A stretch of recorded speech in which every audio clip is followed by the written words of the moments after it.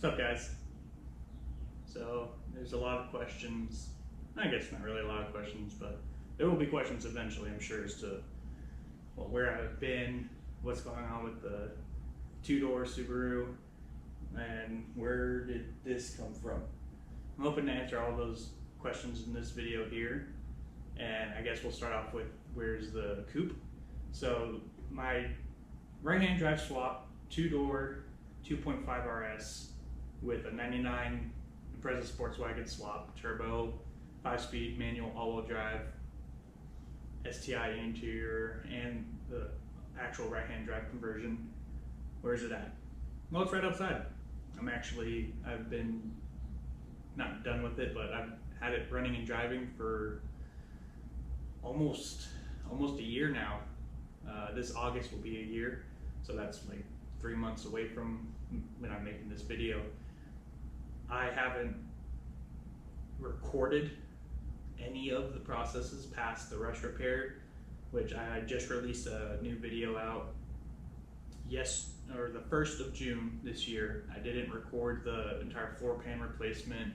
I didn't record the right-hand drive conversion. I didn't record putting all the bits in, figuring out electrical issues, which I'm regretting looking back on it now, because there's so many questions that I've gotten just from like forum posts, Facebook groups, that kind of thing, that if I were to record all of that, put it into a video with some decent editing, 90% of those questions would have been answered. So I feel kind of bad about not getting that out to everybody, but I'm also glad I was able to just sit back and do it myself and not have to worry about YouTube commenters and this, that, and the other, which I'm not big enough to have haters yet, but eventually if I do get big enough to get haters and they look back at my old videos and see what I did to get things going, I'm not proud of a lot of things.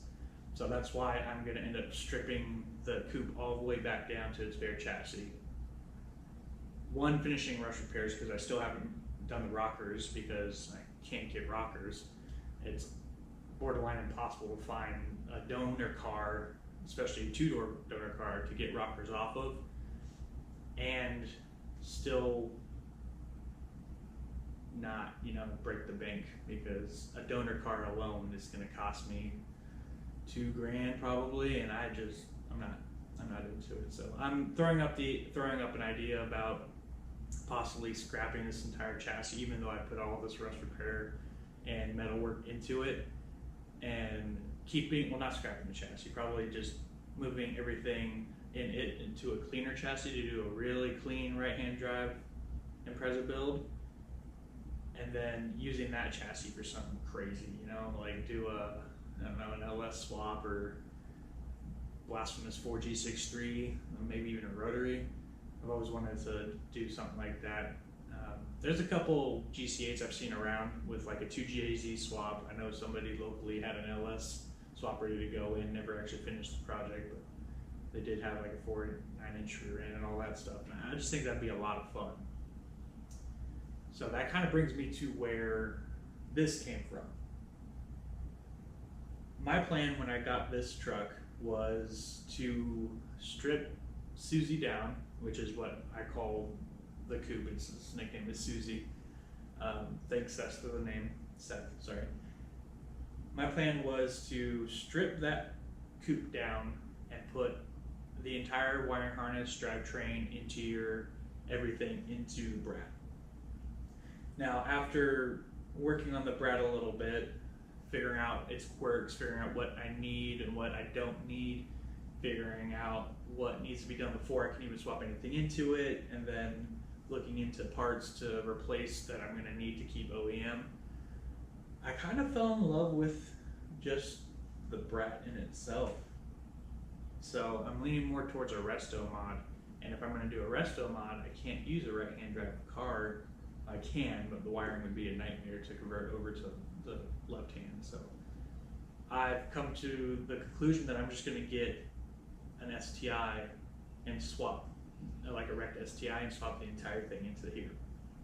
Now, metalwork isn't an issue. It's got a little bit rust spots here and there, nothing nearly as bad as what Susie was, so it doesn't intimidate me at all. The underneath of it is clean. The floor pan has some spots, but it's just a little sheet metal here and there, so I'm eager to get started on this. Of course, we always run into the issues of money, so I'm going to be saving up to find the perfect swap. I might do a WRX swap, I might do an STI swap. A 6-speed with some Brembos would look really, really cool on this, especially since this truck's curb weight is only 2,200 pounds, so it's lighter than the coupe. But I just don't know if I can like budget that, so I might do a 5-speed WRX, buy like a 04 WRX, convert everything over into an 04 WRX on this, like have all the mounting points the same, all the brake lines the same and all that. That way, if I do a 6-speed swap in the future, it won't be that difficult to do, purely because I already have all the mounting points, and doing a 6-speed swap in a WRX isn't too hard. It's a chassis, trans mount differences, the trans cross member, that's different, and I believe, of course, drive shaft and hubs and all that stuff will be different as well. But if I get this figured out, then I won't have to worry about any of that. But for now, I think I'm going to find like a 03, 04 WRX, one that's not going to be too difficult to take all the engine and drivetrain out of, and swap it into this. And I think it'd be a lot of fun to do too, especially to just get a WRX motor and trans in here, not even thinking about brakes and all that stuff. That would be a lot of fun to see this thing scooting down the road, especially since it's supposed to have the same horsepower as a coupe, and I know the coupe is a lot of fun. So having that kind of power in a little truck like this, maybe put some coilovers on it, lower it a little bit. We'll see what the suspension can handle. But yeah, I'm really excited for that. So let me show you what's going on with the Brat as it stands. So first off, I want to talk about what parts came with the Brat. So that is a 2.0 WRX motor. It doesn't have compression, so it needs to be completely rebuilt. So I'm basically using this as a last resort if it does, and I'll be using this to do all my test fitting, because the engine bay will need modifications in order to fit a dual overhead cam turbo engine.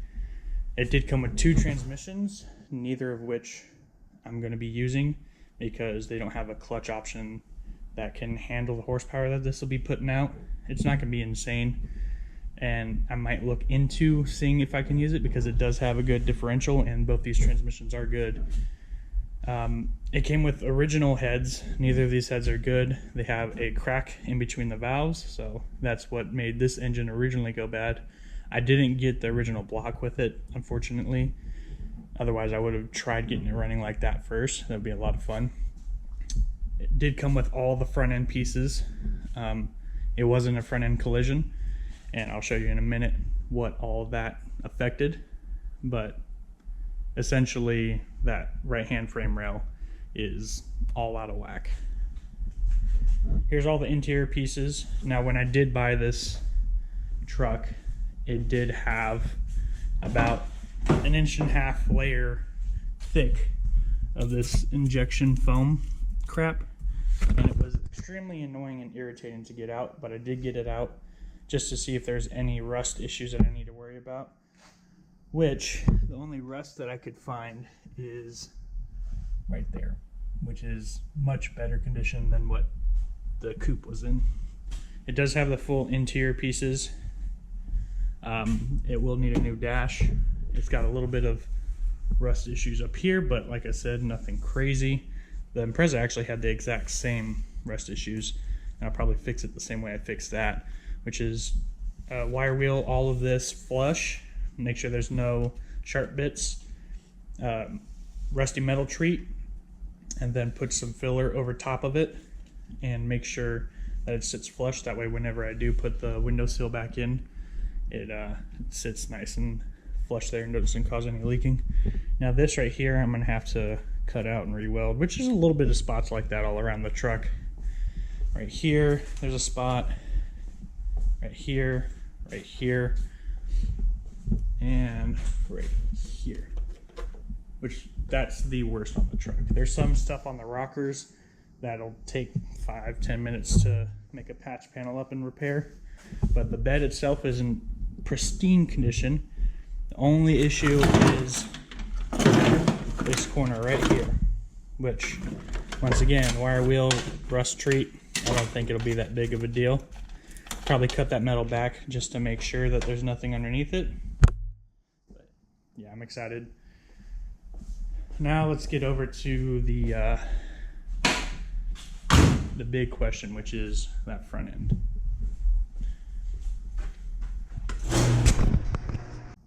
So, the real issue with this truck, the only reason why, oh yeah, by the way, I got this entire truck and parts for $400. So really not breaking the bank here, but entire reason this truck was $400 is because it was in a front end collision right here.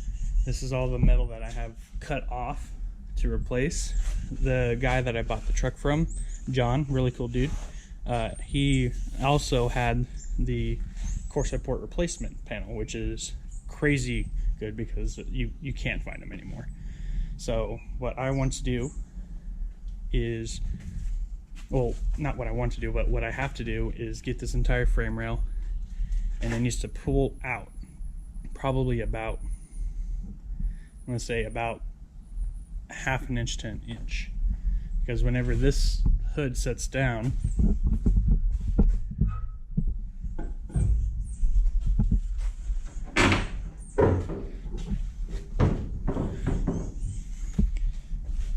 it has a decent gap all along here, and I can adjust it further because I only have 2 bolts holding it in place, so you can come in more up top and then go in or come out on the bottom. But look at this, it's in probably not even nearly as far, but the hood itself sits about 1 inch out.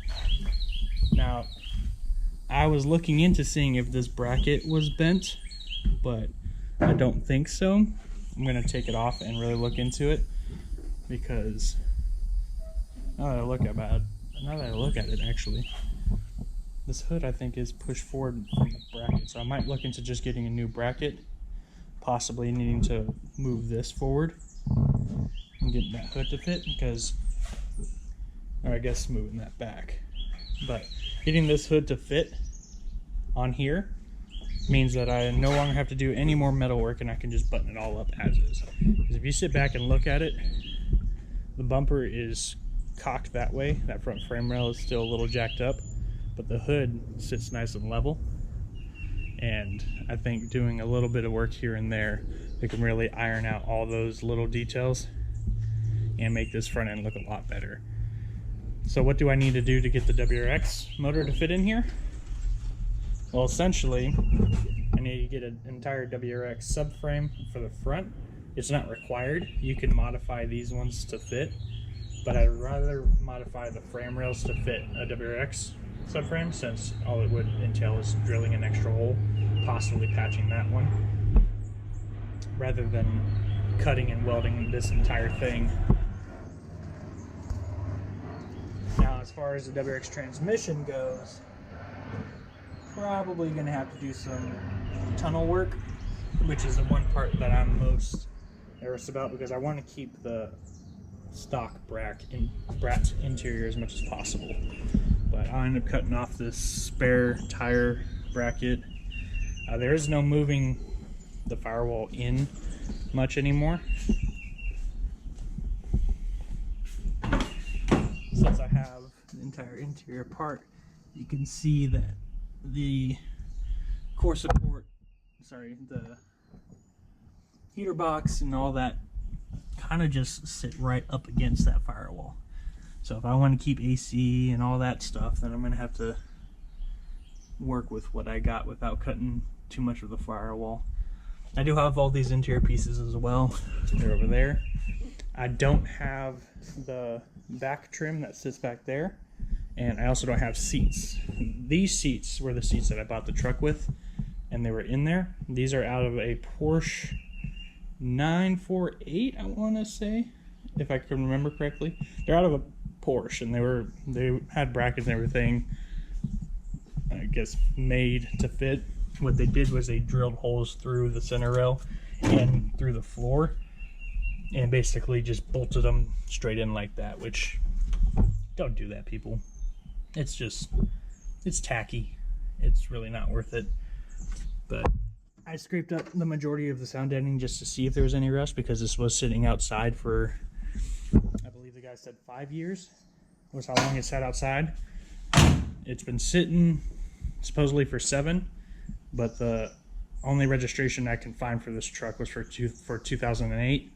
So I'm thinking it's been sitting for about 14, possibly 15 years, maybe 13, 14. But other than that little area over here, there's not much to repair inside here. So I'm hoping to not have to modify the trans tunnel at all. That way, bolting the transmission and everything up will be a lot simpler. But from everything that I've seen so far, the trans tunnel has had to be modified in order to fit a bigger 5-speed. So that's one of the things that I'm still trying to figure out in my head. And rear-wheel drive converting this is not an option. It's just got too many all-wheel drive, 4-wheel drive stuff. So all in all, what does this mean for the coupe, which is sitting right there? Nothing. It means absolutely nothing. The coupe is at a point with it that all I can do is little fiddly shit that I can't really fix with the car put together, like a door jar sensors. I need to redo the wiring harness in order to get that to work. The door locks have actuators, but Japanese harness doesn't have an extra relay for the door locks, so the door locks don't actually work. I have to manually open and close them, which isn't a huge deal. It's just annoying. Little engine things like the map sensors acting up, O2 sensor, both of those I have to special order for this car, which will come from overseas, and just stuff like that. When I do take it all the way apart, I'm going to be redoing the brake lines and redoing some of the electrical. The interior's going to get fully done, all that. But before I can do any of that, I need a donor car, and I need money for a paint job, and I need time. So that's why I bought this truck for $400. That way I stop tearing that car apart, and it doesn't cost me more money just trying to hunt stuff down that I don't really need. But it's not a lot of stuff that's wrong with it. This thing, I can spend like an hour or two on it a day, making slow progress on it, like doing rust patch panels, finish taking the interior apart, finding a wiring harness and using that wiring harness for the engine and get everything fit up. But I don't need to do all that right now because I still have my car that's fun to drive, and since it's going to have relatively the same drivetrain, it's not going to hurt me to wait on getting this together. I mean, I'm definitely excited, but I'm not too excited to the point where I need to rush this and dump a ton of money in to get it going. And I've just been sitting on the footage because I'm not huge into editing videos. I don't like staring at a computer. It hurts my eyes. But I think I got a system down after editing this last video that I'm really getting into this YouTube stuff now. So hopefully you guys have been seeing more of me. You will be seeing more of the Brat for sure. Follow me on Instagram, height_builds. That's where most of my updates come from. I do post on there fairly regularly, so if you're looking to see how the process went and all that stuff, it's going to be on there. Also, when I do the update video, I'm going to be posting any sort of footage that I have of putting it together, getting its first start going, what happened after the first start, nothing major, but 3 days it took me to hunt down a wiring issue, and just little things, stuff that I had questions when I started, I'm going to hopefully answer for you guys. So thanks for sticking around. Thanks for watching another video. I'm really excited to get this one started. Thanks again for watching, and hope to see you guys soon.